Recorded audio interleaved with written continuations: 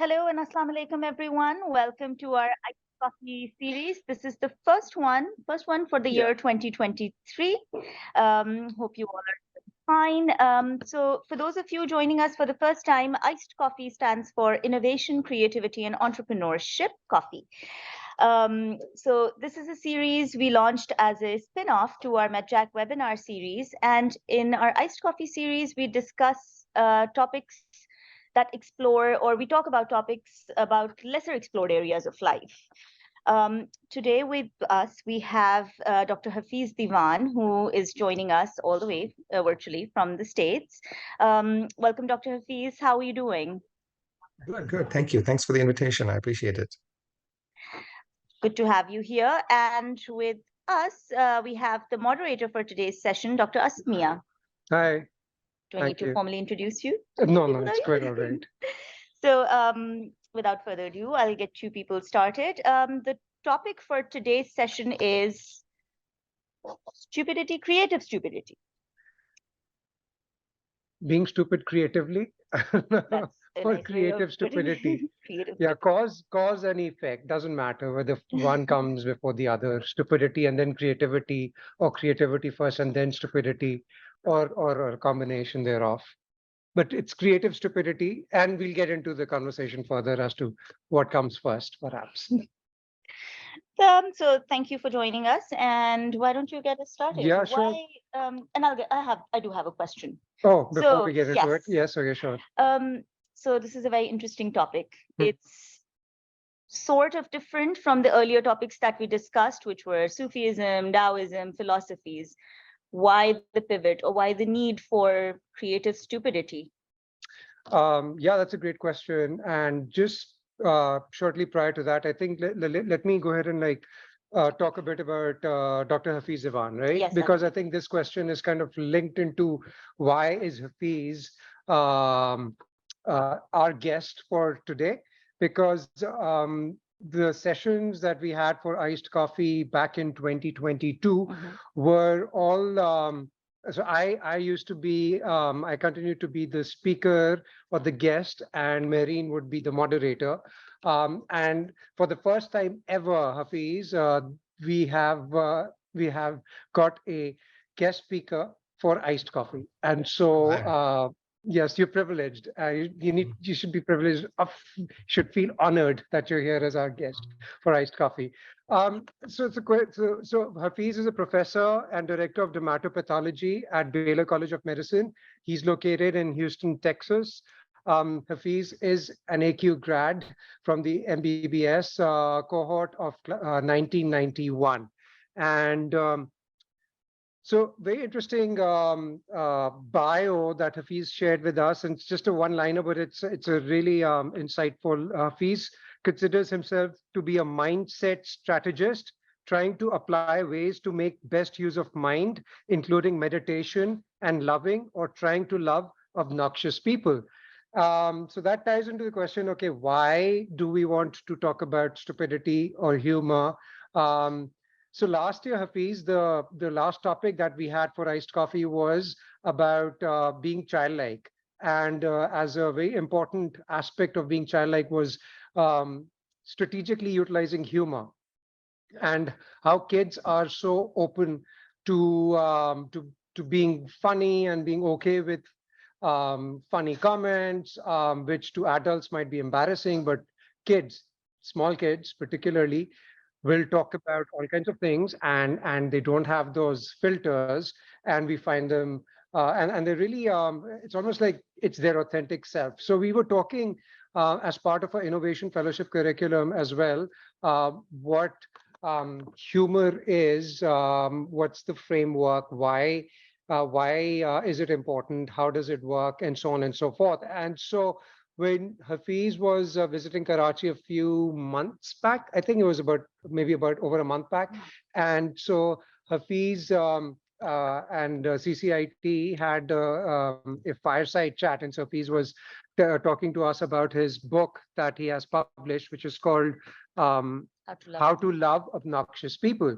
And so it seemed like a natural fit as to, what if we have a next session on stupidity or creative stupidity, because we do want to tie everything that we talk about in iced coffee to ice. Ice is innovation, creativity, and stupidity.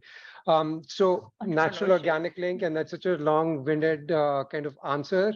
So does that answer your first question? It does. Makes sense. So welcome, Hafeez, once again, and so let's get started, okay? And before we get into this, for the participants, okay, we have a lot of people online. That's great.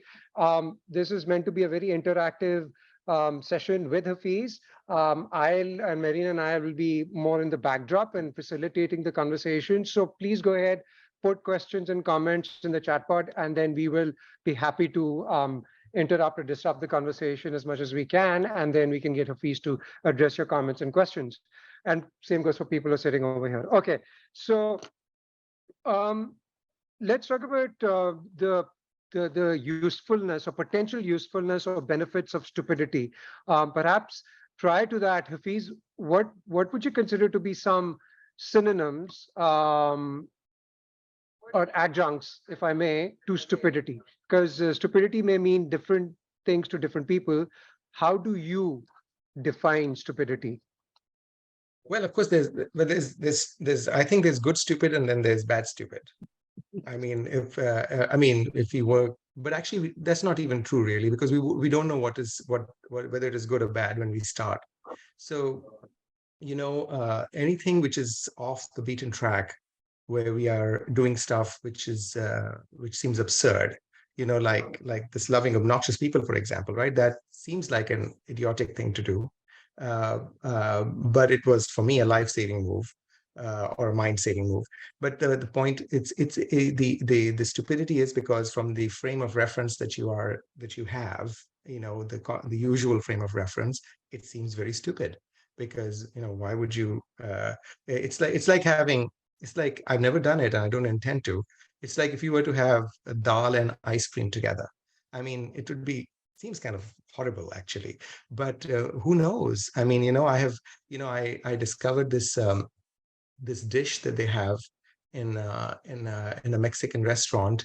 You might have had it. It's like have you had the mole sauce, the mole sauce? It's like a spicy sauce with chocolate in it.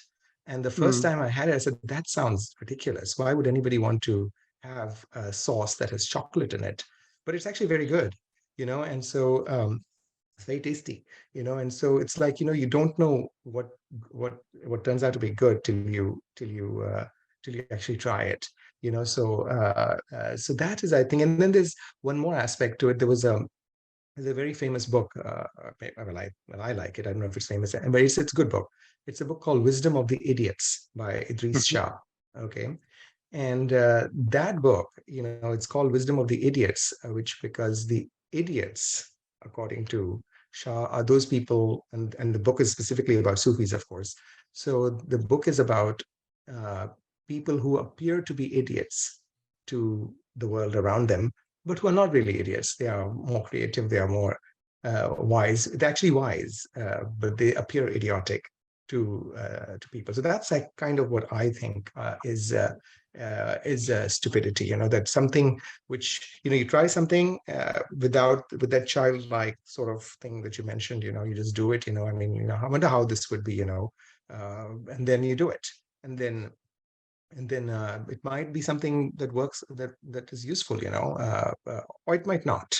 So you only know it. Of course, I'm not suggesting that we do horrible, stupid things like walking in the middle of a street when cars are coming. I mean, that would be really very stupid. But something not like that. Something which is on the fringe, or maybe just beyond the fringe of what we consider to be the right thing to do. Thank you. So thanks for getting us started, right? So you said there's a good stupid and a bad stupid. And so if I were to kind of like uh, dig deep into that, so there could be a harmful stupid and a harmless stupid, perhaps, or an evil Yes. kind of stupid as well. So you're kind of saying that perhaps there are like gradations of stupidity. And what do you think then is, and you're tying it to creativity, and that's how we've done this as well. We've tied stupidity to creativity, and it depends on how you want to, how you kind of gauge it, right? So, do you think stupidity could be powerful, and Yes, could I that think be? so. Yeah, it could be powerful, because I mean, you've got some, both in a good way and a bad way. I mean, you've got, if you look at all the what's happening in the world, there are some immensely powerful people who are extremely stupid, and in a bad way, because they are doing very idiotic things which are harmful to people. So yes, but they are powerful. They have power. There's so much power concentrated in a few individuals in the world because of the way the world is right now. So you have that, but of course, it could also be a force for something that benefits people. You know, Hmm, uh, you know. I mean, most of the things that we do. I mean, who would have thought that uh, that uh, you know uh, uh, you could have watch movies on your iPhone, you know, on your phone even, right? I mean, that would have seems so absurd to people. Now, currently, and also there's a lot of how should I say small-mindedness, which I think I have quite a bit of, unfortunately, because I'll give when just to give you an example, when the internet first came out, which was one, I don't know, the World Wide Web, whenever it came out. I didn't know anything about it at the time. It was first starting. My cousin was in the States, and we used to write letters to each other, like actual letters, and paper and pen and stuff. And so he sent me letters talking about the internet and how, there was people could communicate through the computer. And for me, this was such a strange concept. I said, no, it's just a fad. It'll blow over. That's hmm, what I said. It'll just end. Internet. I mean, yeah, it'll gone here today, gone tomorrow. Or when Amazon, the company Amazon, when it came, when the stock came out, I said, I can't imagine Amazon doing well. And when Titanic, the movie, I hated it. When it came out, I said it's going to be a flop. When Avatar came out, I said it's going to be a flop.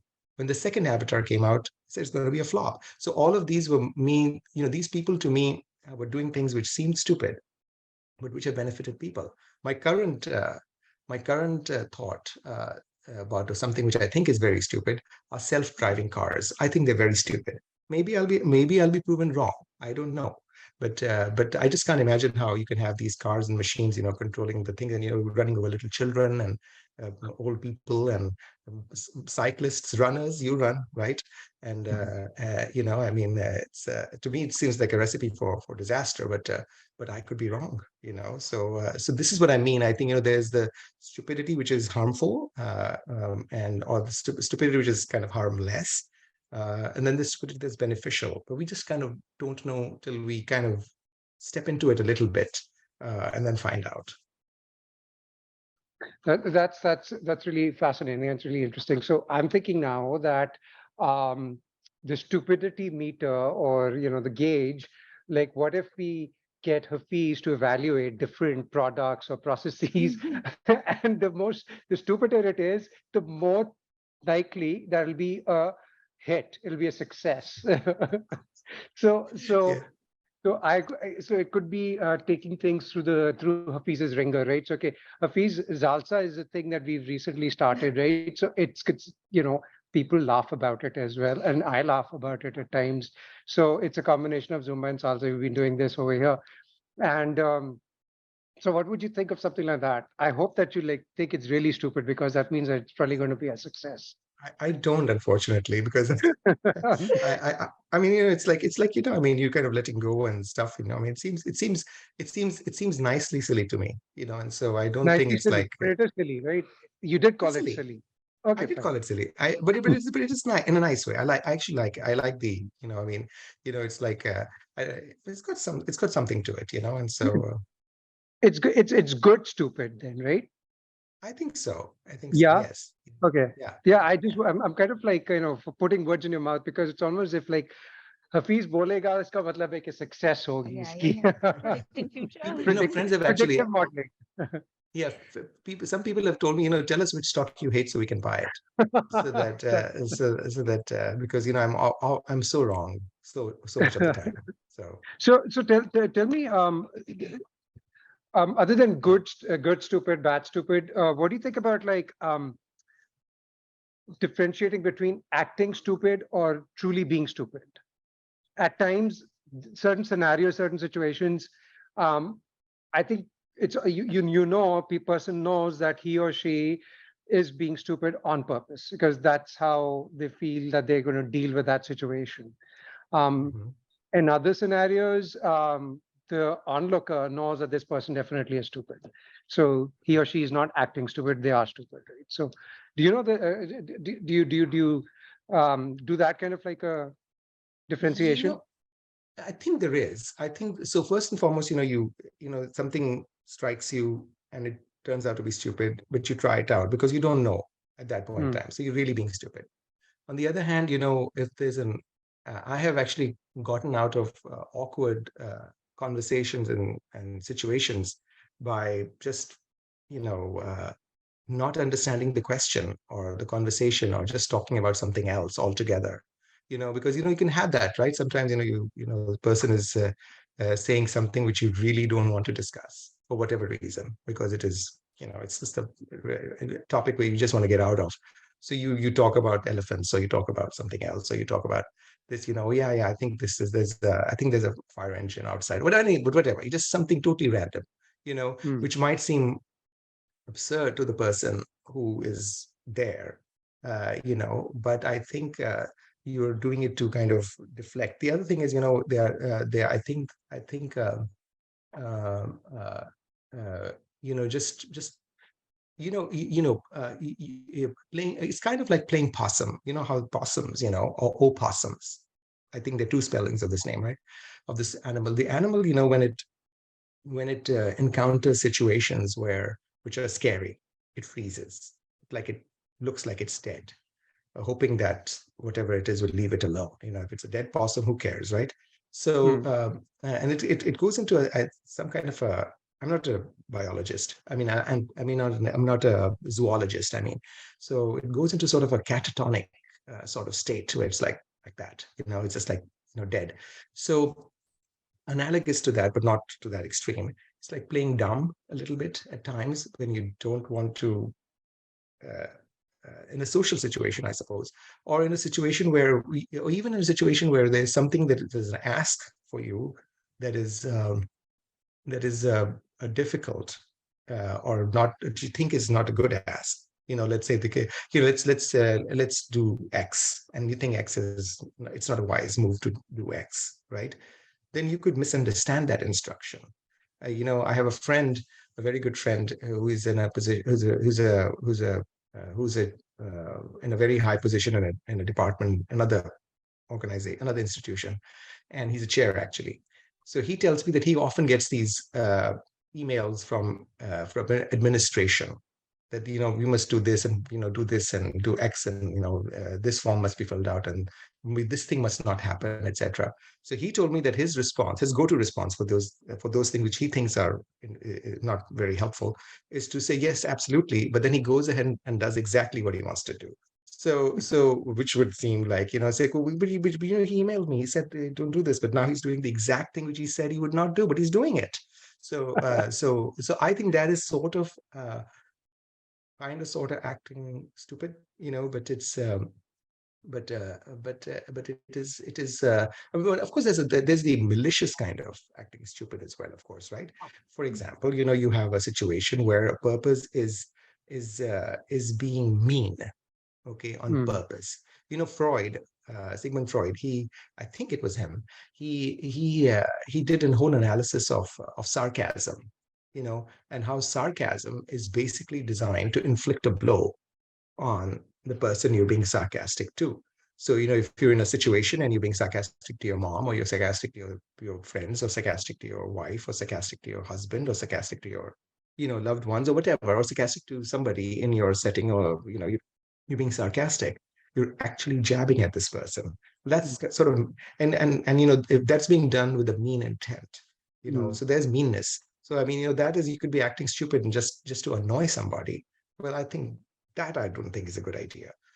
because that's mean, But if it is, if you're doing it as a maneuver to avoid something that you feel might be not very good. Now, I could be wrong. It's very possible, that I might avoid doing something which actually turns out to be a fantastic thing, but I don't do it because I don't care for it. But this may be a little wriggle out of it using that. Later on, of course, you may realize, oh my goodness, I wish I'd done that. Mm, I can't think of specific examples of this, but I feel like uh, that this must have happened to me, given my mm, track record of missing smart things. That I must have avoided things which would turn out to be really smart, but didn't do them. And paradoxically, many times when and this is and the flip side is also true, actually, and this kind of goes off on a tangent here. I have been in situations where I thought would be just terrible, okay, and I wanted to do everything I could to avoid it, and then that turned out to be very useful, you know. And many of these happen to be social situations. I am less of an extrovert than I appear to be. I think internally I'm not to that extent. I have no problem with meeting people. Don't get me wrong, but I have this. How you have the kinetic energy, right? You have to overcome that hurdle. So I have to mm, overcome that hurdle to get. And then once I enter the situation, I'm fine. But there have been situations where I said, I'm glad I did this. Because but originally, but I could have tried to avoid it using some of this acting business. So I think there is an element of acting stupid as a self-preservation device, acting stupid as or acting stupid as a cruel device. And kids, you'll often see kids, teenagers in particular, they are, mm, or young people, when we're younger, we think we are way smarter than we really are. As we grow older, we realize how stupid we are. And so I mean, so the young people, they frequently have this little chip on their, we say so and so has a chip on their shoulder. you mm, know well, this chip could mean that this person is very smart. It could be very sarcastic, or it could be very mm, acting stupid on purpose in a mm, bad way. So that's, mm. I think there's a little uh, distinction there in my mind. Great. No, that's thanks. So that I think that kind of like puts things into perspective as well. And so there are a few comments already that are coming up. So let's Would take you a like me detour. to? Yeah, yeah, sure. So, well, there are a few comments. One is the definition of stupidity. As per Eamon, it says risk taker, careless. And then this person saying, HH, so when you're thinking of ideas, you must be as absurd as possible. But when it comes to execution, not every idea is plausible. So you filter it out. And then this person goes on to ask, what constitutes as stupid, though? So it's so subjective, isn't it? Because and I've given you all these examples where I was clearly wrong big time. Mm, So I don't think anybody knows. Mm, They we because we can, I can say something, but I have to understand in my mind, and other people have to understand as well, that we don't know 100%. So it may seem very stupid, like let's say this nouveau fusion restaurant in Pakistan, which is serving you know uh, like the combination you talked about, let's say salan and ice cream, vanilla ice cream with salan, mm, the meeting of the East and the West, whatever. That would seem like a terrible thing. You have a little spool of rice with potatoes and beef or chicken or whatever, maybe some vegetables, and you have this dollop of ice cream in the middle, and the salan is pouring down the sides of the ice cream. And so it doesn't sound at all appetizing to me, at least. Maybe it does to somebody else, but we could be wrong. Maybe this is the best thing that we haven't discovered, you know. And so it is kind of like, yeah, you try different things. You might have heard the expression, throw spaghetti on a wall, which doesn't seem like a very smart thing, but you throw spaghetti on a wall and see what sticks. Okay, the thing that sticks is the thing that is useful, right? mm, And we may not be able to predict. I I am constantly marveling at how little I know. About many things, so many things, which I find that yeah, I was wrong. Now I'll mention something on this topic actually, which is sort of related to this. So, and this comes diagnostically. I'm a pathologist. I'm a skin pathologist. Look at skin biopsies, right? Uh, Very often, I mean, very often, when I'm looking at a case, a biopsy, I have an idea as to, when we look at it, we say we have an informing. There's a lot of instant pattern recognition in skin pathology. In skin biopsy, you look at it, you kind of know what it is, right? So very often, what happens is I will look at something, I say it's this, but then sometimes I have a quote unquote stupid thought, which is, Mm. what if it's not? What if it's something else? And I would say I have learned to respect that feeling because many times I have been this little, I should say, suspicion, the stupid suspicion. I'd say, why do you? I mean, this is so stupid. Why would you? You know, but I just last week I had a case, where this was biopsy taken from this man's cheek, Mhm. and clinically they were thinking it was a cyst, you know, and I saw what appeared like inflammation deep in the dermis. Okay, in the subcutaneous tissue, it looked like a little bit of inflammation in the fat, actually.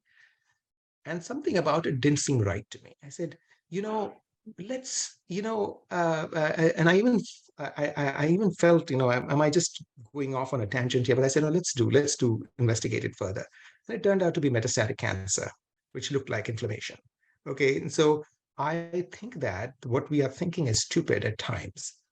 We may think it's stupid, but it might be a subconscious alerting us. You know, there's actually a very good book about it. It's called Spellbound. If anybody is interested, Spellbound. I forget the name of the author, but Spellbound talks about the unconscious or the subconscious. I think it's the unconscious. I can't remember.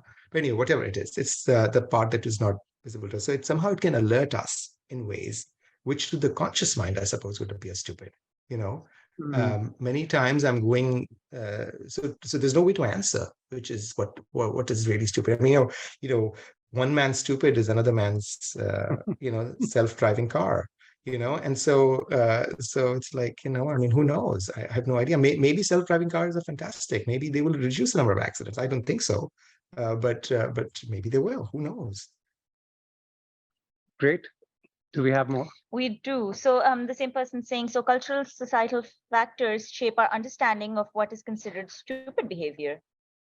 Yes, absolutely. I mean, we are basically the product of our environment, right? I mean, everything, it's like the I don't know, it's this, I teach a course on meditation to medical students, and I shared this joke, and it's a silly joke. It's a Mullah Nasruddin joke. I don't know if I've told you this, Asad, but this guy, Mullah Nasruddin goes to the immigration counter in London, okay, and when he goes there, he says, "What's your name?" He says, my name is Mullah Nasruddin. And he says, how long are you here for? He says, I'm here for 2 weeks. And he says, are you here for business or pleasure? And he says, I'm here for pleasure. And he says, do you have a speech problem? I mean, why are you talking in this strange way? So, no, no, no.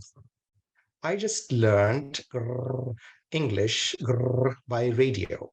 So I thought this was, so the point is that we have everything we are thinking and doing and imagining, even our emotions, actually, according to Dr. Lisa Feldman Barrett, who's written a fantastic book called How Emotions Are Made. So you should check that out if you want. But she has a theory of constructed emotion, that the way we feel about things, okay, is also constructed in so whatever we are imagining, whatever we're thinking, our opinions, we are basically the offshoots of our biology and of our culture. So we might think we're being original, but I don't think we are. We are just following along the track that has been set. Okay, some of us might stray a little bit. It's like, I don't know if you've noticed, sometimes, uh, cockroaches, right? Big, I hate them, lal begs, right? So, they say when you see one, there are actually 1,000 hiding. inside. But those 1,000 are pretty, they love their life and they are staying away from here. Okay. But this one fellow, he kind of has strayed into an area where his life is in danger. Okay. And so I think some of us do stray a little bit, but we are still close to the wall where the rest of the cockroaches are. So yes, we are basically like those cockroaches. We are basically in a certain cultural and societal sort of silo from which we some of us can stray a little bit. And I think stupidity is straying a little bit, to see what we can discover. We won't discover. There's not if you take the history of science, you're not going to go from Galileo to Einstein in like 10 years, right? It takes 400 years, okay, right, to do that. So similarly, when things have speeded up now, people are becoming stupider faster, I think. And so I think we are seeing many more advances. Everything has speeded up.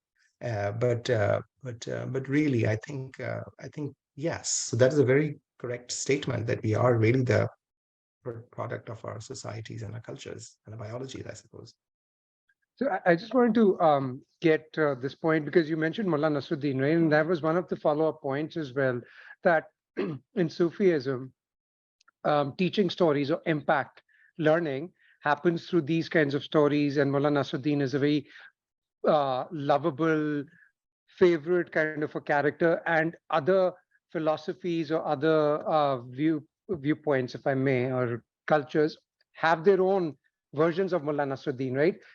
People who love, who enjoy Shakespeare, and a lot of those plays, Shakespeare's plays, have that court jester, the Mhm. fool, who is who's putatively who's doing these silly things, but is actually the wisest of the lot, right? Yes. So what's your take on this? So is humor then being utilized, in your opinion? Do you think humor then is being utilized as a very mature defense mechanism? And there's a lot of learning, the ability to laugh at oneself and to laugh at one's society. These are good, positive things then? Absolutely. So when you I can't remember exactly, but I think one of the factors involved in resilience is the ability to laugh at yourself, when you have, or to have humor, to see the humor in a situation. So sometimes when things are getting very miserable, you have a little bit of humor about it. That's better. Okay. Number one, in the grand scheme of things, it doesn't matter. Most things don't matter, right? We will all be, 6 feet under one day, and it's not going to matter. Nothing's going to matter eventually. So, why get so worked up about it? We have I heard a statement by uh, is Dr. Ahmed still in physiology now, or is he retired? Dr. H.R. Ahmed. I don't know if he is or not, but uh, he Present said virtually. some. I'm sorry. Sorry, go ahead. No, he's present virtually. I He's present periodically virtually. come across email. Yeah, yeah. I see. So I heard a remark that he made from a friend of mine, which I thought was very, very insightful. I just loved the remark. And his remark was that people take life too seriously, you know.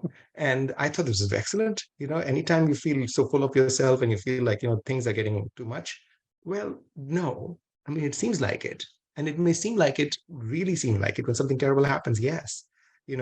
But even the worst blow is going to well, somebody saying that he's still here, so well, my regards to him then, to somebody saying that Dr. H.R. Ahmed is still here. So anyway, I remember him very fondly. He made some very insightful remarks, and this is one of my favorite of his remarks. But so the idea that something is a situation can be so tight, constrictive. Humor can help us see a little beyond it. And many of the stories, these teaching stories, the humor stories, they also have structures. They have different parts of the story. They can represent different parts of our mind, actually. So the in the story, for example, this officer, this immigration officer, represents the could be seeing things from a, let's say, meeting of two cultures. It could be the analogy of that, for example, right? Or it could be two people who can't see each other, because, or any two people cancel each other because they have learned things differently, which is basically all of us. So it's a very global sort of understanding that can be expressed through a simple story like this, and it also enables you to so you have a chuckle, which is helpful. Humor is good for us. Laughter is supposed to be the best medicine. And there's you've heard of the guru of giggles. I don't know if you've heard of him or not, but there's a guy called I forget his last name. His last name is Kataria, I think. So there's a guru of giggles, and he has what is called laughter yoga. So there are these people Mm. who get together for half an hour or whatever, and they just laugh for no reason. Okay, and they feel it's like a stress buster. So the laughter is the best medicine. You can see different aspects of the situation because you are not thinking in a very constrictive fashion, and you can feel relief. And so there are lots of advantages to humor, and humor can be very silly, as you know, and stupid, and the sillier the better at times. And it might even have a little thing to the side, which might be able to guide you to the next step, good step, a useful step. So yeah, I'm a big fan of humor. Great, thank you. Actually, there are a few more comments coming up, so Yeah. shall we go through? Yeah. So, should I? There's a question. Yeah. So there's a question that says, is the ability of being creative stupid an innate factor in humans, or does that build within over a span of life or over time? I think it's innate, because how else are we going to, when you see a child doing stuff, okay, a lot of what the child is doing may seem very, very silly, right? And that's why we're the cute, they thought it's this cute little fellow, see what he's doing with this priceless object. And so we are, they're doing things, they're exploring, right? So they are being stupid in a way. They are taking chances a little bit. Somebody said something about taking risks or whatever. So so they are, a child is taking risks, a child is learning to walk. I mean, that seems like a very dangerous thing to do for somebody who's never walked, right? So you're now on all fours, and now you're kind of steadily shaking on your feet and stuff, and then you're going to fall and break your chin and whatever, smash your nose into the steps or whatever. All these things are happening, but the child persists. Now, is the child stupid? No, the child is just learning. So I think this is innate in us. I think innately we are drawn to think to explore a little bit. Some of us tend to be a little more, depending on our makeup and our upbringing and our thing. Some of us may take a few more risks than others. Some take, I'm very risk averse personally, but I learned to walk, of course, thankfully. And obviously as a child, I didn't care. I wanted to walk. And I don't remember that time, but thankfully, because I'm sure it must have hurt a lot, because I must have fallen down so many times. So we do these things. So I think it's innate. I really think it's innate, but we can then smother it. I think it's the other way it's around. Yes, we learn to smother some of our impulses, which is a good thing. And many impulses are not to be given free rein, of course. But some impulses might actually be useful things, which we are not doing, because the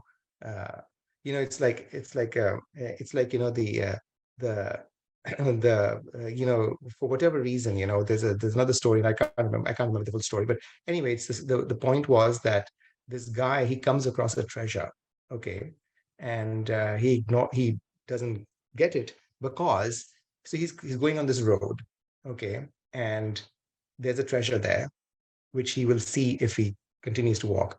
But then at some point he says, I just thought it'd be a nice idea to just close my eyes and drift away a little. And when he does that, he misses the treasure. So, this is another story, which I don't remember the full story, but the point is that we can smush it, uh, our impulse to explore, or to be a little stupid in this sense, creatively stupid. So We do have more questions. Yeah. Let's Sure. ask So questions. great. Okay. So this person is asking, but then, you mentioned don't take life seriously. So isn't there a downside to not taking things seriously, like coming up with an absurd idea and being stupid and not realizing that it could be reckless and it can hurt people? For example, Elizabeth Ann Holmes. Well, oh yeah, Elizabeth Holmes. Elizabeth. Yeah. Yeah, a Theranos lady who Theranos. really, I mean, yeah, yeah. So, I am a pathologist, right? I'm not a clinical pathologist. I don't do clinic, I don't do blood tests. I do look at biopsies. But when she came out, we were amazed. So how is this possible for this lady to do what thousands of people have been trying to do all Mm. this time? And she's able to do it in like seconds or minutes or whatever, right? Well, she was scamming us. So she was a con artist. Okay, she was so yes, of course. So remember we talked about the sarcasm and Yeah. the mean aspect of it. Well, I think anything which is done with the spirit of meanness is not good. Okay, Mm. I think if you go through most of the philosophies, I think almost all philosophies, whether they're religious or humanistic or whatever philosophy you take at, they talk about not being unkind. Okay, Mm. unkindness is I think is a terrible thing. Okay, so if you're being stupid to be unkind, that's not good. Second thing is, of course, yes, if you do something reckless, let's say that you came up with the idea that it is uh, that wouldn't what would happen if we threw refrigerators from fifth floor rooms. That's an experiment. See what happens. Well, I don't think that's an experiment that we need to try, because that's a stupid experiment. Okay, because when we dump refrigerators down onto the floor, especially if it's in a crowded place like Karachi, for example, I think many people are going to get killed. When Mhm. refrigerators descending from the sky at high speeds. Newton does apply to that. So yeah, I think that you do. Yeah, I mean there is and when we talk about not taking life too seriously, I think all sayings should come with a warning, right? That don't take this saying too seriously or something like that, because you take any idea virtually, and then it's not applicable 100% of the time, uh, because things change. I think what Dr. Ahmed was referring to about not taking life too seriously is that sometimes we get very upset about things, and at that time, when we and it might now it may be a reasonable, legitimate reason. Okay, if there's something bad happens and you feel upset, well, that's natural. We have to go through the process, right? We can't suppress our feelings, and we can't laugh them off just because we want to. That's not a good psychological maneuver. So we feel what we have to feel, of course, in the appropriate situation. But then, let's say that you didn't win the competition, or you didn't get the A in your class, or somebody spoke meanly to you, or whatever, or somebody or some situation, which is not a life-threatening situation, or not a inherently tragic situation. But in that situation, you can really get into a funk, nothing good ever happens to me. Life is so bad. I people are always, I can never get anywhere. I can never succeed, blah, blah, all that stuff, right? Well, at that point in time, you say, like, you're taking life too seriously. Just chillax, chill, and go with the flow. So yeah, there is so yeah, I mean, there are limits to everything, but and we can't be remember the good stupid and bad stupid we were talking about. Well, uh, there is the refrigerators hurtling towards the earth is bad stupid. I think most people agree. I can't imagine, and I think I can say 100% of the time that that's not a good idea, unless imagine, if there was if there was if a bad person, an evil person, okay, uh, who was trying to enter your building, and you're on the fifth floor, and you have ready access to a refrigerator, and you think that this may be the time to be stupid and throw that refrigerator and smash that person to death. Well, that is good stupid. But even this, so you see what I'm saying? So I mean, yes, maybe as a general rule, you shouldn't be flinging refrigerators out of windows, but maybe there is a place for it, a very limited place for it. So, and I know this is a silly example, but it's kind of sums up what I was thinking. You have more? 'Cause Well, we could quickly go through some of the more because we've read most of them. yeah. It's just a comment. So it says things without all remedy should be without regard. No, okay. So that's great. So ask away. So Hafiz, I would like you to kind of like I think you've been you've been doing that already, but like maybe a bit overtly. Um, there's some things, some categorizations of stupid. So we've kind of gone over some of those.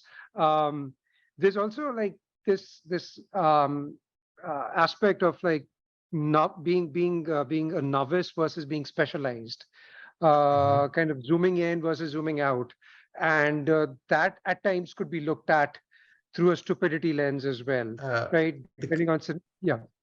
s- Sorry, I said you froze proportion, zooming in, zooming out, you froze at that point. So Yeah, the Zoom so what I connection. meant was, so what I meant was that, whether you're looking at things through the lens of a novice, Mhm. or through the lens of an expert, and Yes. it could be considered stupid based on what the situation or scenario is. Have you come across something like that? Oh, absolutely. All the time. So, when you're a novice, you notice things which the expert doesn't notice because the expert is only looking for certain patterns, okay, which he has learned to. And there's a name for it. It's called the Goldovsky era. Okay. And so Goldovsky's era is that Goldovsky was a student, a piano student. And there was the Brahms or some concerto he was playing on the piano, and he played it exactly the way it was written on the music sheet. Okay. And what was happened was that there was an error, okay, which the student played because it was written, but experienced players, they mentally corrected that wrong note and they played it correctly the way it was supposed to be played. But at that time, I think this was in the early 1900s or something, when they found that all the printed copies of this particular concerto by Brahms, I think it was, had this mistake, and it was spotted by the novice because he played it exactly the way it was written, because he's like, note, right? So he saw this note, he played it, and it was the wrong note. Okay, but other experts were tuning it out. Similarly, I remember a case where I saw something, and my trainee, my fellow at the time, this was many years ago, he suggested to me, I think this is toxoplasma. Toxoplasma is a parasite, is a protozoan actually. And I had until that point never seen an actual case of toxoplasma in the skin. But this is a patient with HIV, and he had toxoplasma, and I missed it completely. I thought it was another bug. I said, no, I think it's toxoplasma. I said, no, I think you're right. But I was thinking something else. I was thinking of another fungal organism, which was more likely in that setting, but it actually happened to be toxoplasma. So, and I thought of the Goldovsky error at that point in time. So Goldovsky error, you can look at it, Goldovsky, Goldovsky error. So yes, absolutely. The zooming in, zooming out is what happens is that, many experts, they become so used to the patterns that they are almost all the time zoomed out, or maybe zoomed into the to certain points, but they're not seeing the other points. Whereas the novice, the beginner's mind, or whatever you want to call it, he or she is going to see things a little more closely, perhaps, and will notice everything that's there, things that are being filtered out by experts, so-called experts.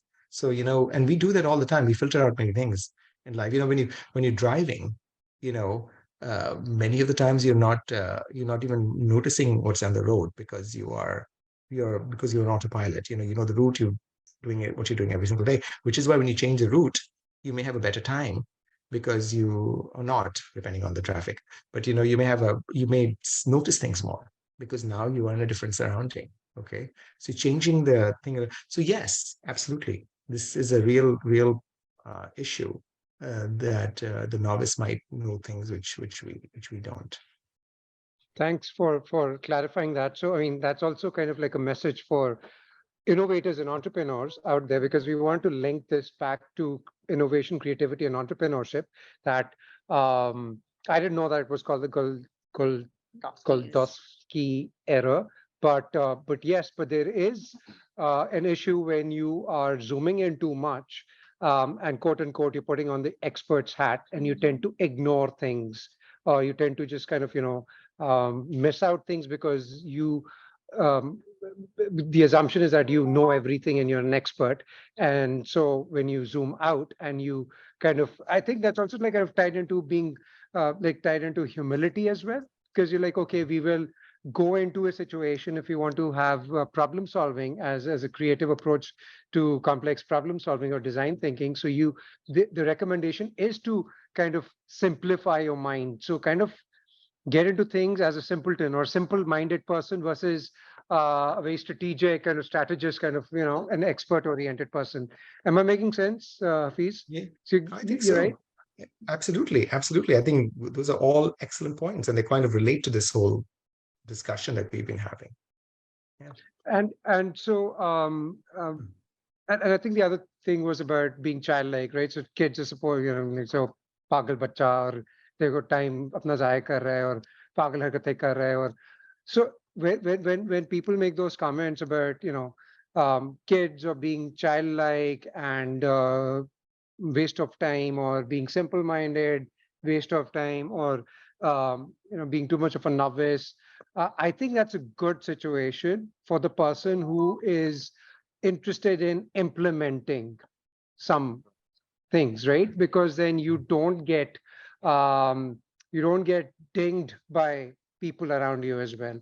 So Yes. you kind of fly under the radar. So that's another kind of like MO for people, for innovators and entrepreneurs and creative folks or creativists. If you want to not get um, uh, on the radar of individuals, so then fly under the radar, act stupid.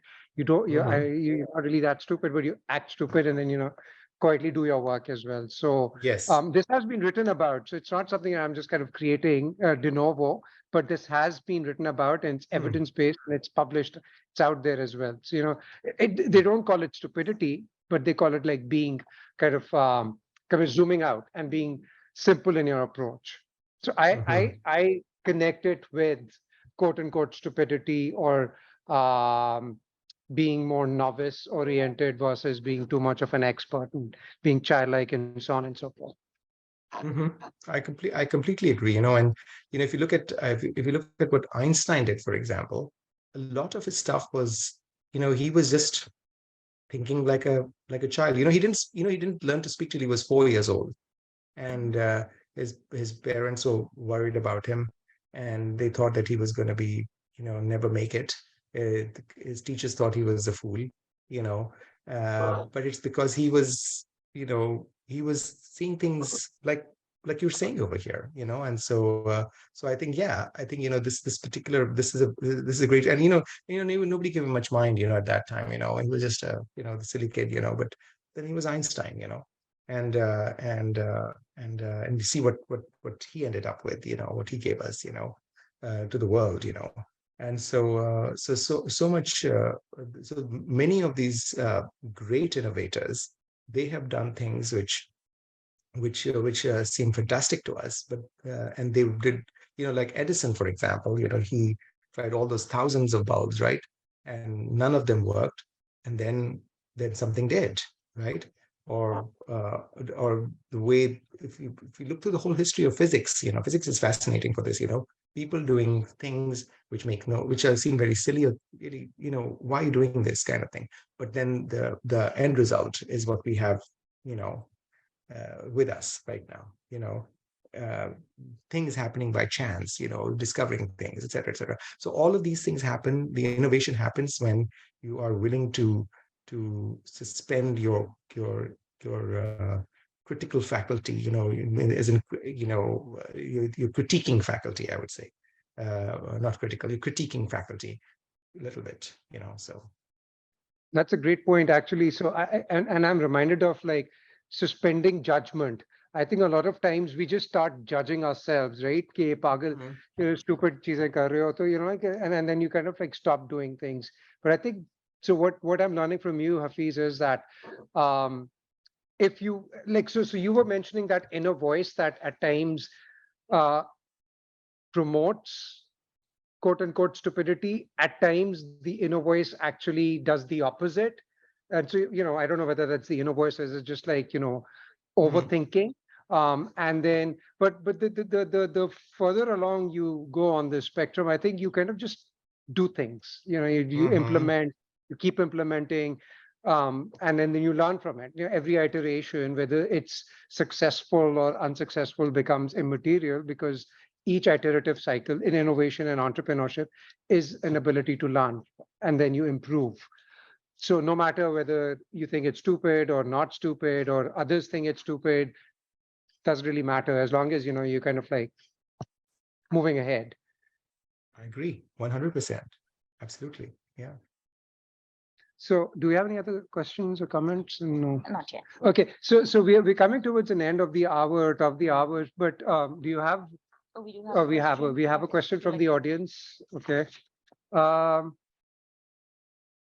okay. All right. So the question from one of our newly inducted nursing students right over here is, how can we promote the creative/positive stupidity to enhance the ICE potential at institutional level, especially in low middle income countries, LMICs? It's a great question. It's a good question. I think, and you kind of, I think the person who should be asked is you actually, not me, because you're doing the, because you are doing it kind of, right, in that setting. I don't, remember this being there when I was at AKU. This ICE is a new concept, to me at least, what you're doing over there. And yes, I think, anytime we can stray from at the edges of the thing, and of the main thing. There's a main thing that we do. We're doing, this is what our job is. This is, we're going to study, we're going to look at patients, we're going to do XYZ. But then there has to be some time which allows us to be the wandering cockroach, and be a little further away, and do and of course and I use that metaphor because there'll be some people who will try to sample you out, of course, and they'll say, oh, you're just an idiot, and you're a moron or whatever, and so this will happen, of course. This is part of the thing. But it's like, yeah, sure, I mean, so I mean, is there something, I'm just letting go of steam, I'm venting, whatever, you're doing it. I think it will have positive impacts, because because things can. I mean, how else are we going to find new things unless we find new things? It's the only way to do it. So yes, I think that, on if you, I'm constantly amazed at when I look at social media and stuff, just media. You hear about all these things that are being done in the developing countries, what we call the developing countries, right? They are developing things much in ways that we find we don't do it. I mean, all these interesting ways in which people are using their minds, kids even, and especially kids, young people, they're coming up with these ideas. And I can't think of one off the top of my head, but if you just go, oh, this kid developed this thing, or this kid has done this, or this fellow did this. I mean, imagine, all these different ideas are being, because the situation is there. You have the raw materials, and they take their limitations, because the limitations are so many, in quote unquote developing countries, that it provokes some individuals to try to find quote unquote stupid solutions to them, and then they discover something new. And I think that is happening to a huge degree, and that can only happen when you have a setting where people are allowed to do this sort of stuff. Because if you're not allowed to, if all you're going to do is to do the tasks that you also have to do from A to Z each day, well, then all you're going to do are the tasks from A to Z each day. You have to do the alpha and the beta and the gamma and stuff, which is not the A to Z list, something else. So I think this is very essential, especially in situations where there are lots of limitations.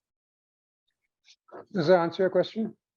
Yes, thank you for that. So just one last question, and then I think we can wrap up as well. I know we'll just go over a few minutes.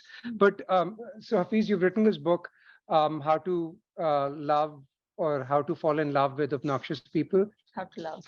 How to Is love it how to obnoxious fall, people? how to fall in love with? No, No, no, okay. no. Fall I think it's impossible to fall in love with them, but how to love obnoxious people, is so how to love obnoxious people and why.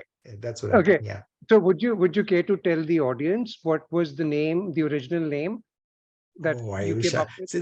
since it's being recorded, okay, I'm No, going to that's allude okay. to it. Huh?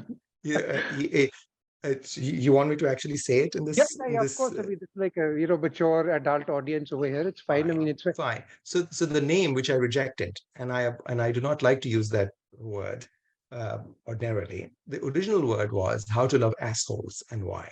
Okay, but I thought that that was a little too mean, and my daughter objected to it. In fact, I couldn't tell my daughter what it was, and this is why I said, well, we need to have a title which people can read actually, and without feeling uncomfortable.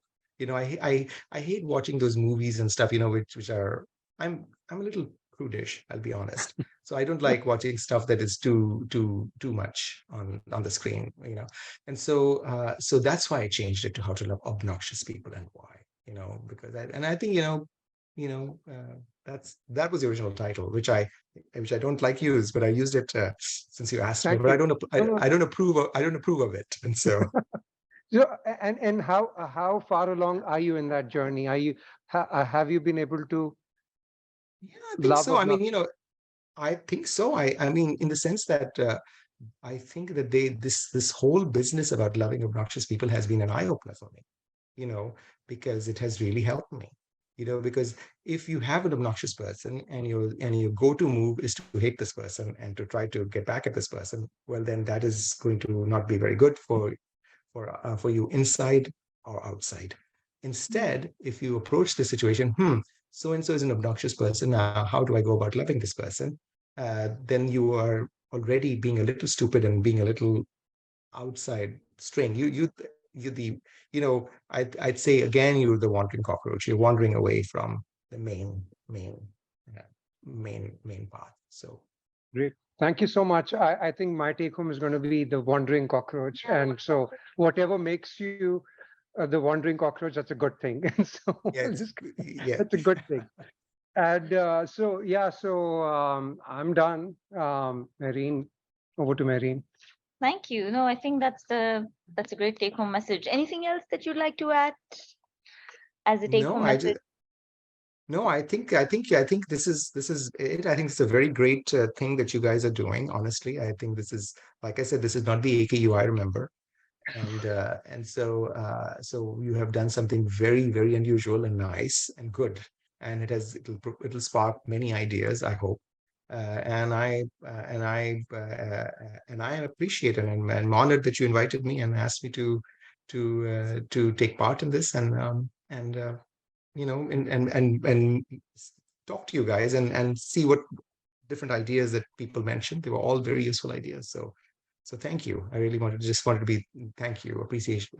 Thank you. Give my appreciation for being here. So thank you.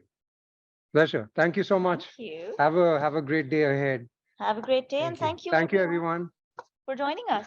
Thank you, Dr. Asad. Have a great evening and a great day. See you soon, inshallah. See you soon, Bye. inshallah. All right. Bye. Thank you. Thank Thank you. you.